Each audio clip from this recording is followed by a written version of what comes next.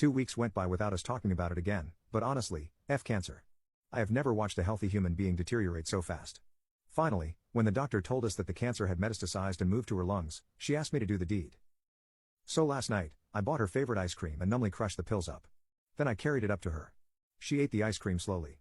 My brave, clever wife, who I had not appreciated in time, was the most dignified woman when it came to death.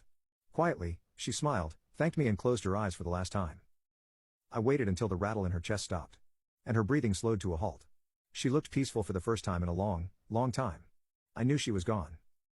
I walked downstairs to the living room and sat down on the sofa. Then I bawled my eyes out like a small child. This morning, I awoke still on the couch, a dull, cold realization of what had happened the previous night. But then, I smelled coffee and bacon.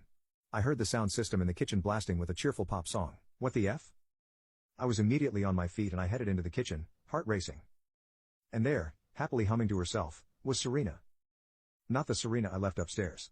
Gaunt and hollowed out by illness. But my Serena. The Serena of before. She smiled at me in a way she hadn't for years. Morning, my darling. Here we go, bacon and eggs sunny side up. She pushed a plate on the kitchen island in my direction and placed a cup of coffee before me. What the ever-loving F was going on? I watched my dead wife cook up a storm and act like everything was completely fine. Like she hadn't died last night. Serena, what? She lifted her cup of coffee and took a big sip, eyes closing as though it was the most delicious thing she had ever tasted. I know, my love. She said, I would be surprised too. You died last night. I stated the obvious, I know, but it was also the truth. She had been dead.